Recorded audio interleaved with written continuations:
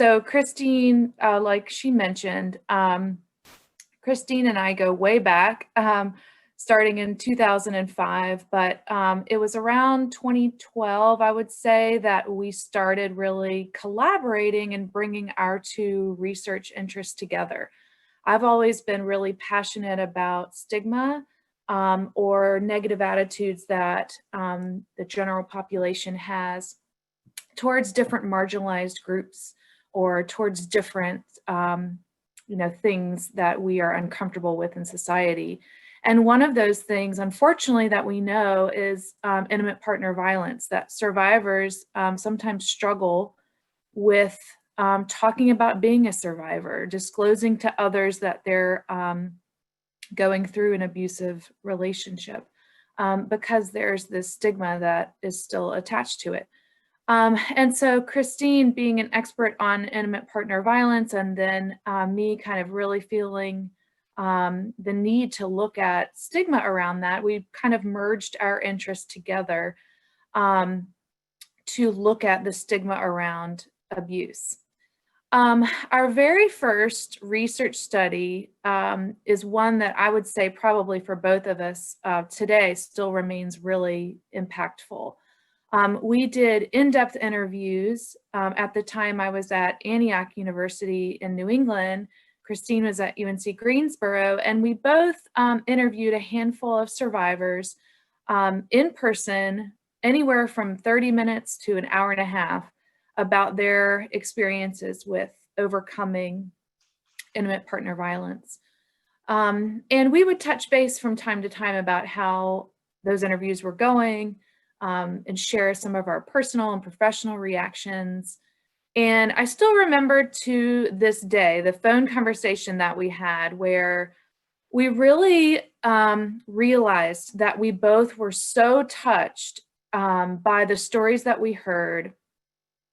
And because of that, we're compelled to share the stories more broadly. You know, as a faculty member and an academic, we're expected to publish research findings in academic journals, but the audience for those findings are other academics, maybe some clinicians, but we felt really compelled to share the stories that we heard more broadly. And so, you know, as we were starting to talk about this, we really didn't have an agenda per se. We knew we wanted to get the voices out there. We knew we wanted to do something more.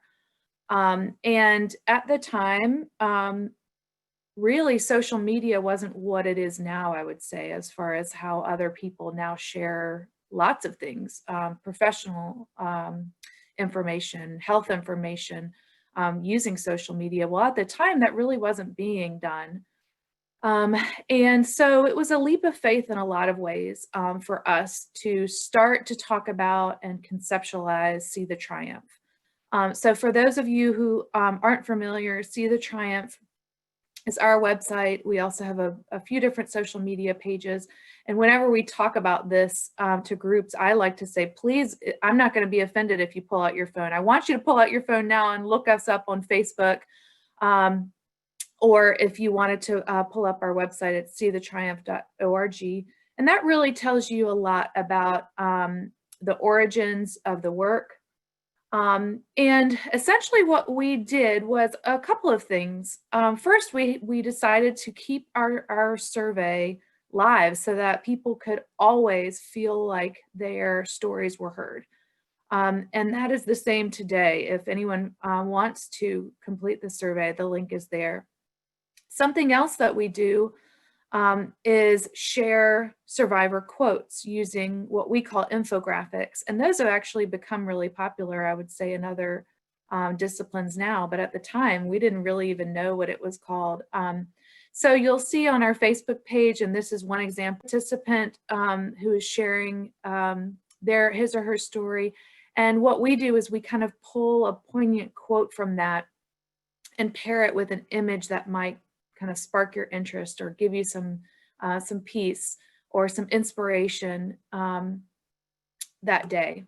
And those pop up on our social media feeds and also on our website. And so That is something we really like because it is from one person to the next, something that might inspire or bring a sense of peace to someone else that day.